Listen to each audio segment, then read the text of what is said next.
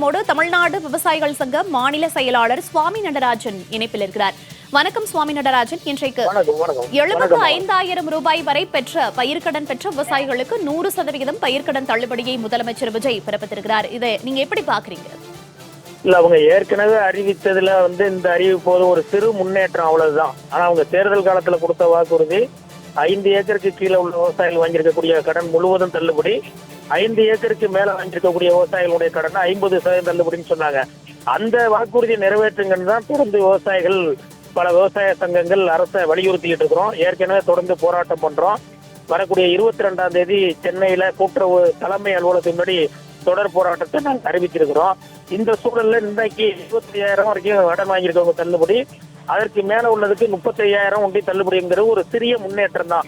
ஆனா அனைத்து பகுதி விவசாயிகளும் பலன் பெறணும்னா ஏற்கனவே இவங்க கொடுத்த வாக்குறுதிப்படி 5 ஏக்கருக்கு கீழே உள்ள விவசாயிகள் பெற்றிருக்க கடனை முழுமையாக தள்ளுபடி செய்வதன் மூலமாகத்தான் அனைத்து விவசாயிகளும் பயன்பெறுவாங்க. எனவே மாண்புமிகு முதலமைச்சரும் தமிழ்நாடு அரசாங்கமும் மீண்டும் மறுபரிசீலனை செய்து தேர்தல் காலத்தில் கொடுத்த வாக்குறுதிப்படி கடனை கூட்டுறவு பயிர்க்கடன் தள்ளுபடி செய்தால்தான் தமிழ்நாட்டில் இருக்கக்கூடிய அனைத்து விவசாயிகளுக்கும் இந்த பலன் சென்றடையும்.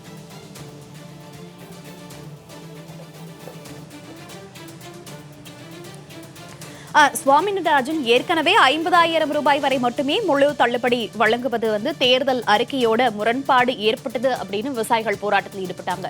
இப்போ 75,000 அப்படின்னு கொஞ்சமாக உயர்த்தியிருக்காங்க. அதற்கு மேல் வாங்கினவங்களுக்கு 35,000 சொல்றாங்க. இந்த நிலையில சிறு குறு விவசாயிகள் மட்டுமல்லாமல் இதர பெரு விவசாயிகள் இதுல எந்த அளவுக்கு பாதிப்பை சந்தித்திருக்கிறார்கள்? அது ஒரு ஏக்கர்ல கூட்டுறவு கடன்னா ஒரு ஏக்கருக்கு சாகுபடி செலவுக்கு 36,500 ரூபாய் கடன் தர்றாங்க. அப்போ 75,000னா 2 ஏக்கருக்குள்ள விவசாயிகள் வாங்கியிருக்கக்கூடிய கடன் தான் அதுல கவர் ஆகும். 2.5 ஏக்கர்ல இருந்து 5 ஏக்கர் வரைக்கும் வாங்கியிருக்கக்கூடிய விவசாயிகள் 1 லட்ச ரூபா, 1.5 லட்ச ரூபா, 1.5 லட்ச ரூபா, 3 லட்ச ரூபா வரைக்கும் கடன் வாங்கியிருக்காங்க. அவங்களுக்கு இந்த கடன் தள்ளுபடியில பெரிய அளவுக்கு நிவாரணம் கிடைக்காது. ஏற்கனவே 50,000 ரூபாங்கிறத இப்ப போராட்டத்துக்கு பிறகு ஒரு 25,000 ரூபாய் உயர்த்தி 75,000 ரூபாய் வரைக்கும் வாங்கியிருக்க கடன் தள்ளுபடின்னு சொன்னா அதுல ஒரு சில லட்சம் விவசாயிகள் பயன்படுவாங்க. அனைத்து விவசாயிகளும் பலன் பெறணும்னா அவங்க தேர்தலில் கொடுத்த வாக்குறுதிப்படி இந்த 5 ஏக்கருக்குள்ள வாங்கின விவசாயிகள் கடனை முழுமையாக தள்ளுபடி பண்ணும்போதுதான் எல்லா விவசாயிகளுக்கும், சிறு குறு விவசாயிகளுக்கும் இந்த முழு பலன் போய் கிடைக்கும். அதே போல 5 ஏக்கருக்கு மேல உள்ள விவசாயிகள் வாங்கினதுல 50% தள்ளுபடி பண்ணாதான் அந்த பெரிய விவசாயிகளுக்கு அந்த பலன் போய் கிடைக்கும். எனவே இப்ப காவிரியில மேட்டூர் அணை திறக்க முடியாத சூழல்ல குறுவை சாகுபடி இழந்திருக்கக்கூடிய விவசாயிகளுக்கு தேர்தல் காலத்துல இவங்க கொடுத்த வாக்குறுதிப்படி கடனை தள்ளுபடி செய்வதுதான் ஒட்டுமொத்தத்துல தமிழ்நாட்டில் இருக்கக்கூடிய விவசாயிகளுக்கு பயன் தரும். அதை நோக்கி மாநில அரசாங்கம் சிந்திக்கணும். அதுக்கான அறிவிப்பு வெளியிடணுங்கிறத நாங்க எதிர்பார்க்கிறோம். சுவாமி நடராஜன், 5 ஏக்கருக்கு உட்பட்ட அனைத்து விவசாயிகளுக்குமே முழு கடன் தள்ளுபடி செய்யப்படும் அப்படின்னு தாவேக அரசு தேர்தல் வாக்குறுதி கொடுத்திருந்தாங்க. ஆனா இப்ப பார்த்தோம் அப்படின்னா அதற்கு சில வரம்புகள் நிர்ணயித்திருக்காங்க.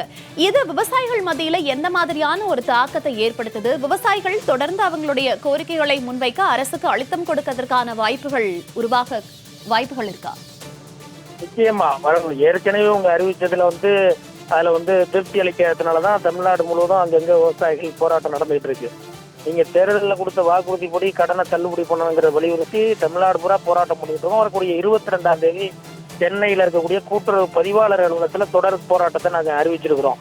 இப்ப இந்த சூழல்ல இன்னைக்கு ஒரு சிறு முன்னேற்றமா தான் இதை பாக்குறோம். ஏற்கனவே அறிவிச்சதுல ஒரு 25,000 ஸ்லாப்பை ஏற்றி அறிவிச்சிருக்கிறது பெரும்பகுதி விவசாயிகளுக்கு பலன் கிடைக்காது. ஆனா இவங்க ஒரு குழப்பமான அறிவிப்பா தான் மாத்தி அறிவிச்சிட்டு இருக்காங்க. இன்னும் கொஞ்சம் ஆய்வு செய்து ஒரு முழுமையான கடன் தள்ளுபடிங்கிற அடிப்படையில இவங்க அறிவிச்சாதான் ஒரு 14,000 கோடி ரூபாய் வரைக்கும் தேவைப்படும். அவங்க தேர்தலில் கொடுத்த வாக்குறுதிப்படி அந்த வாக்குறுதிப்படி இவங்க நிச்சயமா பண்ணலாம். RBI, reserve bank of India என்ன சொல்றாருன்னா இது மாநில அரசாங்கம் கொள்கையை முடிவா எடுத்து தள்ளுபடி பண்ணலாம்.